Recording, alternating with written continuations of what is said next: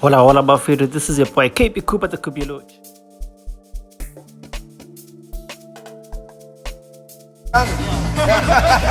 That's great.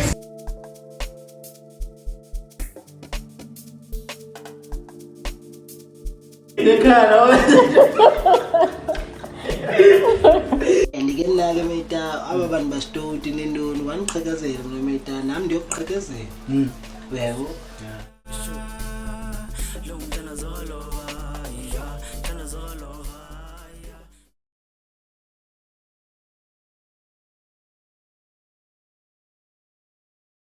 In a fight for justice, a group of former South African police officers unfairly dismissed due to their race are now taking their battle to the Makhanda High Court.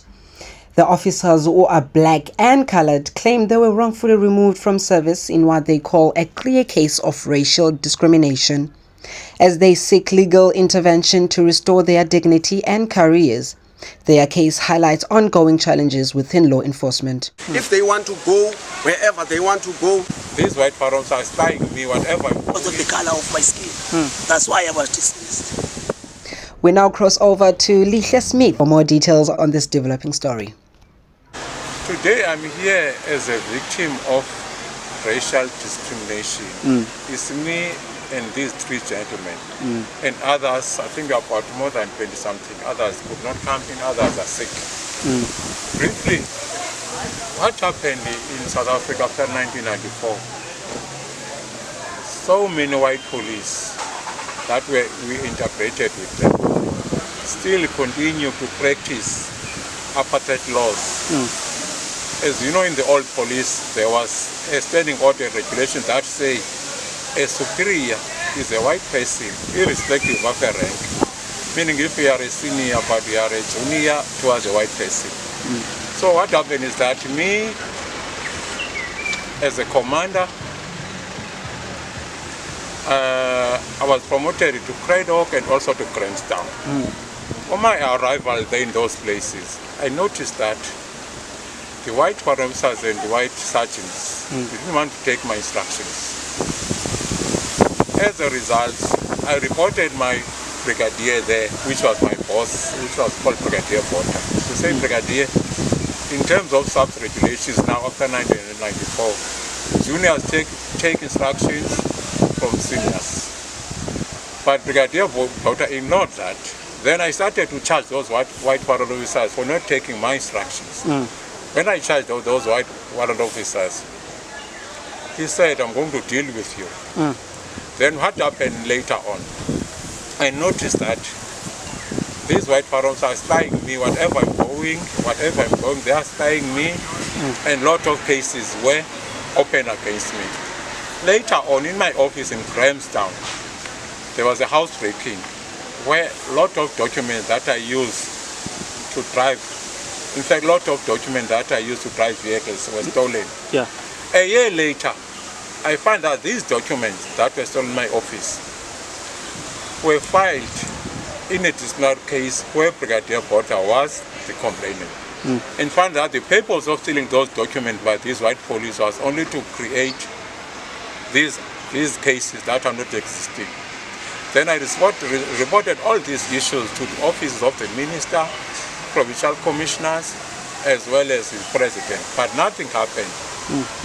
Now today, we've just come to say we decided as victims of racism to sue the government for an amount of 25 million for constitutional damages, because as you see us, how we look like, we were so, our human dignity was very affected.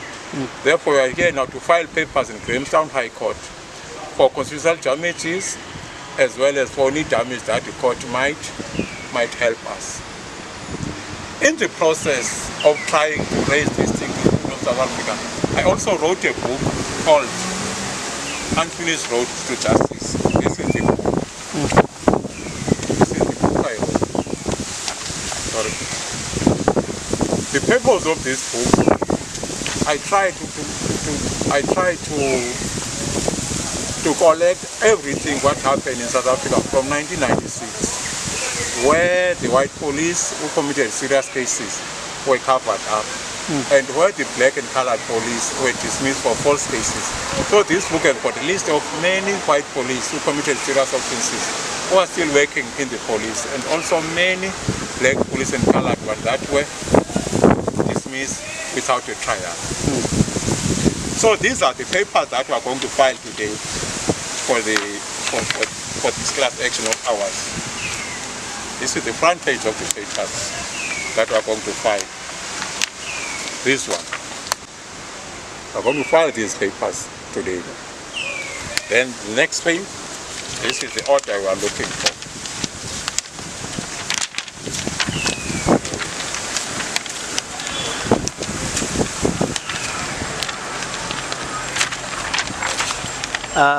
This is all they are looking for. Okay. Was your matter reported before here at court, or is it your first time coming here to court? It's the first time to here to court because we've tried everywhere, but now it's the first time to file these papers. No. Then lastly, on my book, I also narrated the late stories now, whereby South African Police Service implemented regulations called expeditious process. These regulations are saying if a policeman has committed any serious offenses, he won't be subjected to a trial, but instead going to be a meeting between him and a general or a brigadier. And that brigadier will simply ask for these charges and these statements. Can you explain what happened? When you explain what happened, you say, no, I don't buy your story. That brigadier will simply dismiss you without a trial. So that power is given to that brigadier general by SAPS.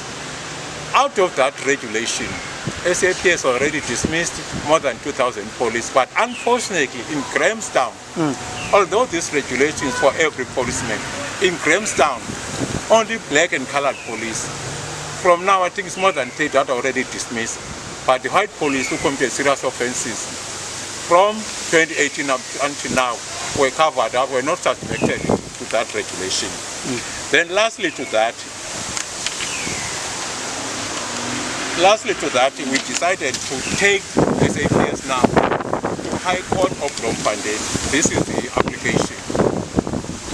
To say the court must declare these unconstitutional regulations unconstitutional. Then this is the order that we're looking for from SAPS.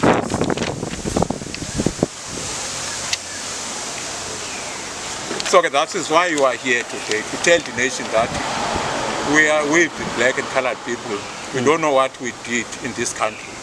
We are treated by these white police as subhuman beings in our beloved country, South Africa.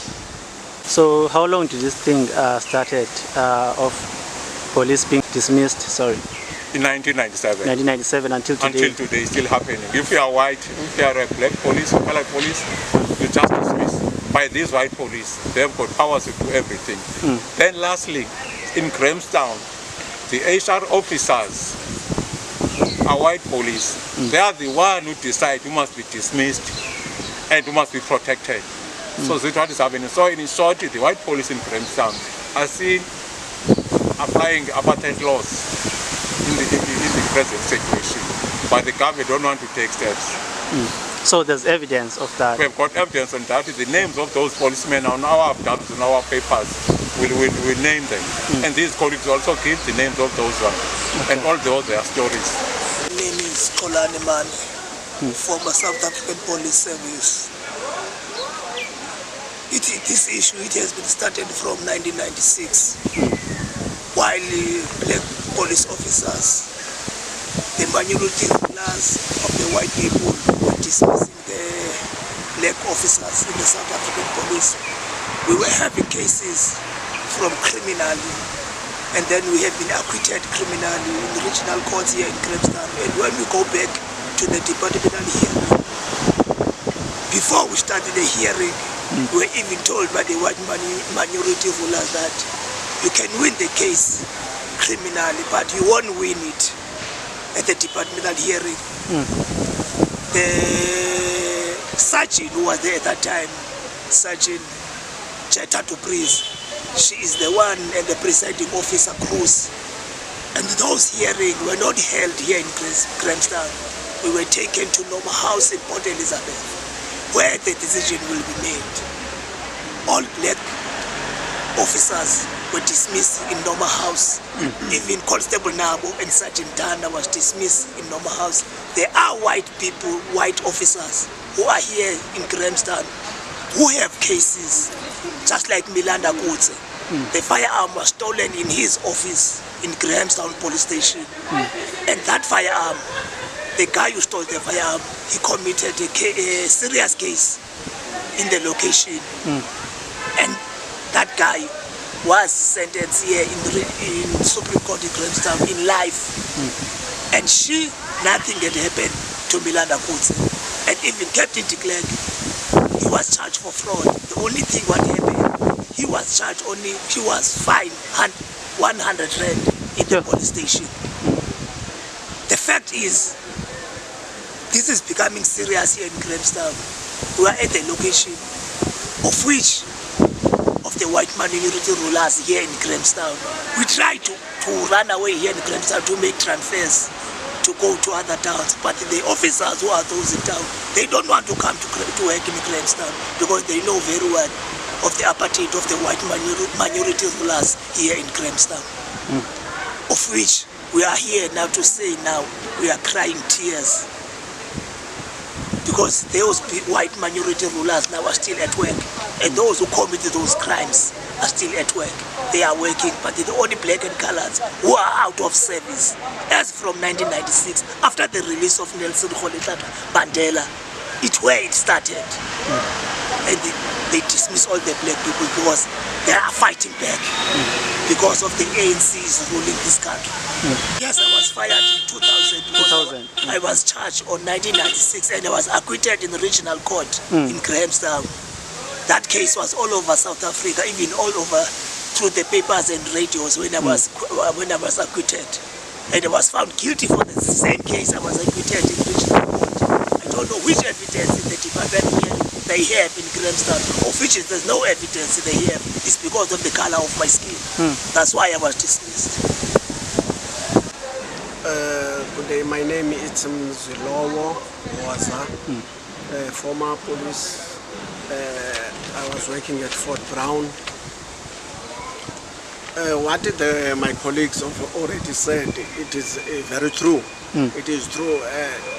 The situation here in Grahamstown, it needs an intervention because many people, many police, even the ones that are working right now, they are not happy, they are not doing their job, they are not happy, more especially the black people. You see, my only sin that I did is to be involved in an car accident there at Eka Pass. During my hearing, the guys who were doing my hearing, it was an all white officers. Colonel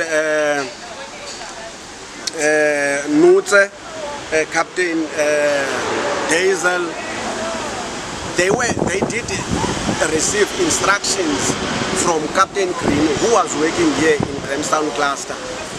They did receive that instruction from him to dismiss me, because the only thing that I did is to be involved in a car accident, and that was not even my fault. It's an oncoming vehicle that came to me. They didn't even want to listen for that, because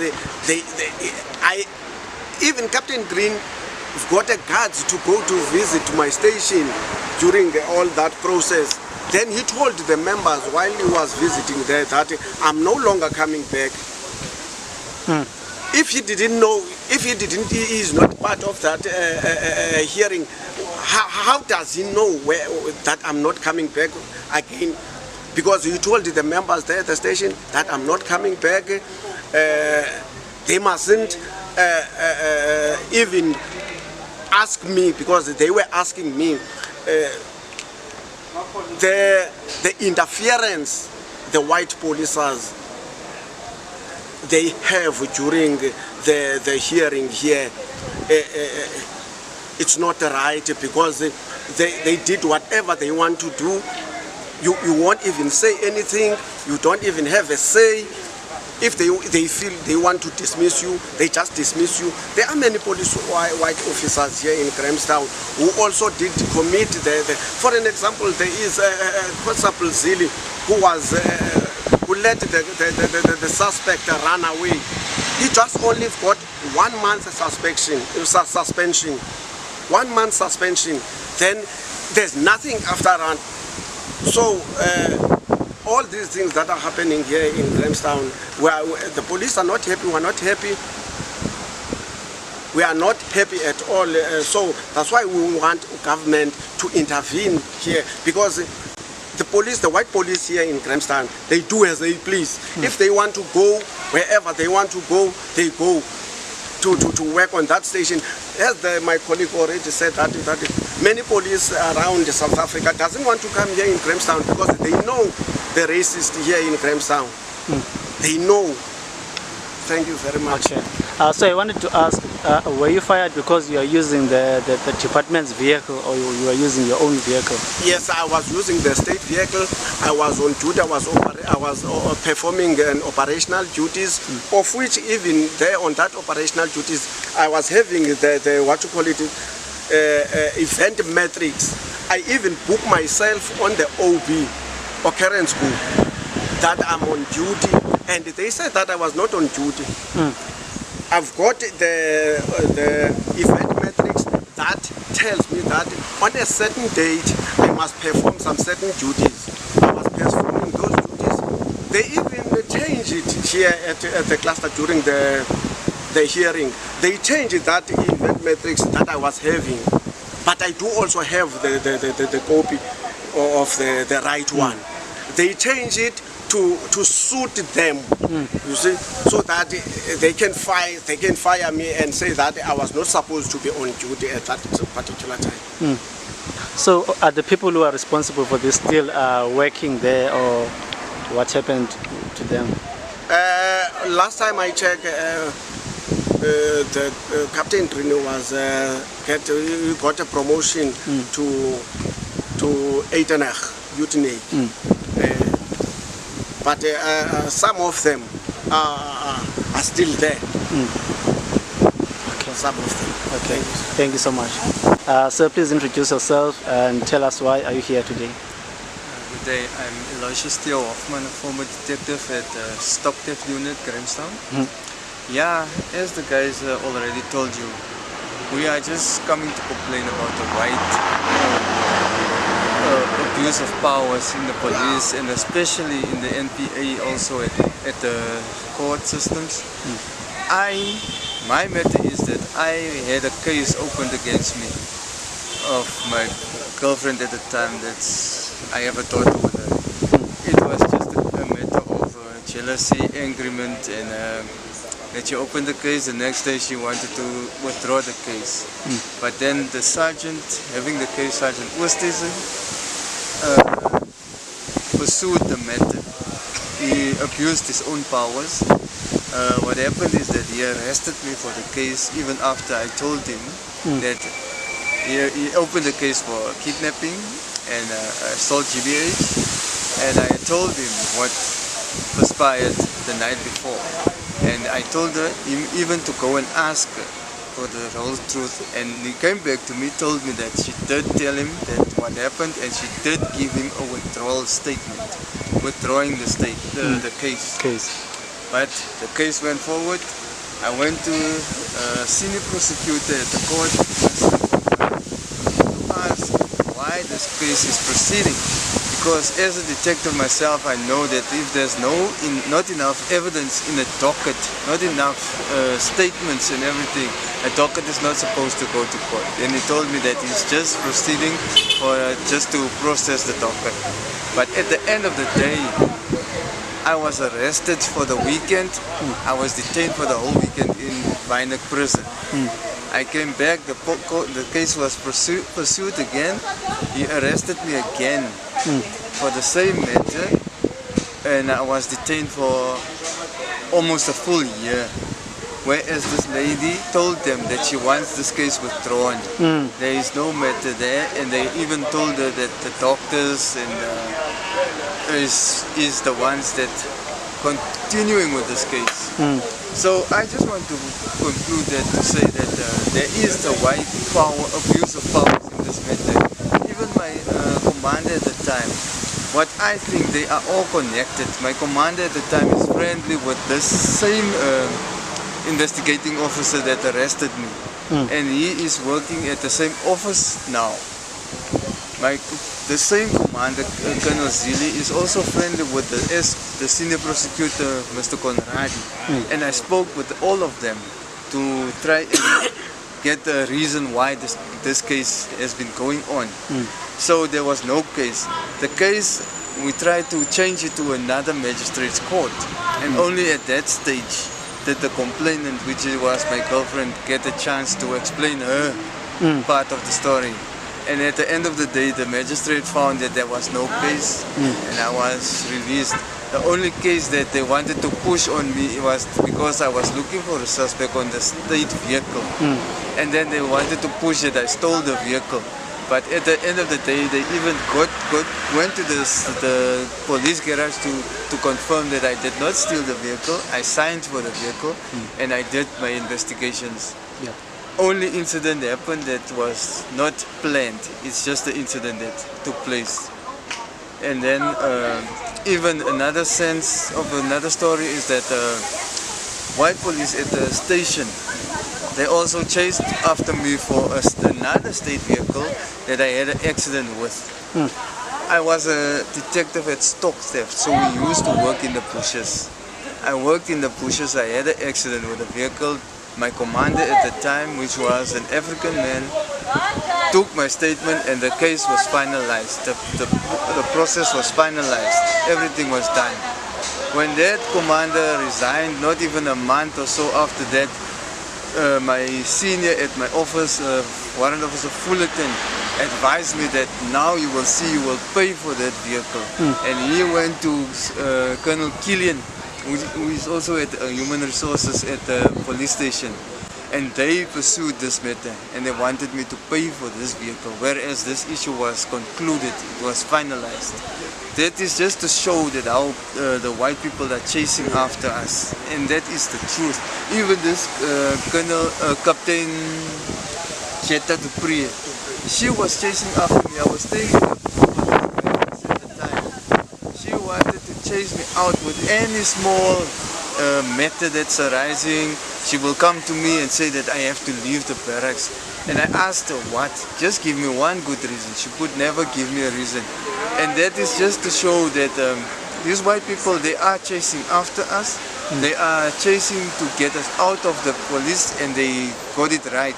Because my commander Zili, pressurized me at the time that this case was going on. I was so depressed, I didn't focus, I stayed away from work a lot of times, and he pressurized me to resign from work and stating that I will be fired if I don't resign, so it will be better to resign, and that at the later stage he can help me with a re-enlistment to get back into the SAPS, which never happened. I am out of the SAPS since 1998, trying to pursue this matter. I even got a lawyer to sue the NPA almost a year. But automatically, miraculously, this lawyer that had my matter, at the time, he told me that he is going away to become a magistrate, training for to become a magistrate, and then he will give my matter over to the person that is coming into his office. After going back and forth to his office, I found out that my matter was closed at their office, which means my civil claim is dead. And when I pursued it, no one could give me answers. Even him, he just told me that he's a magistrate now, he can't intervene anymore. I even went and laid a complaint with the LPC, Legal Practice Council, to find out if there's no other way to proceed and to get this lawsuit against the NPA and the SAPS reinstalled, but I could not. And that is the reason why I'm still fighting for this matter, as I feel that I am out of the SAPS with wrongful intentions.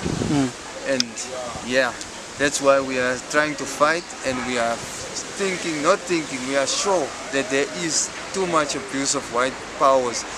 I am not the only one that was pushed to resign, and there are a few people more, but as you can see, it was a matter of time restraints. So we are trying to finalize for today. I thank you. Okay, thank you so much, gentlemen. So now you are going to go inside, ne?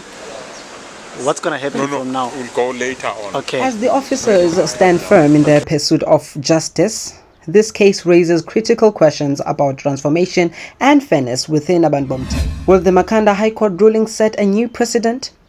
We'll be following this story closely. Stay with us for updates.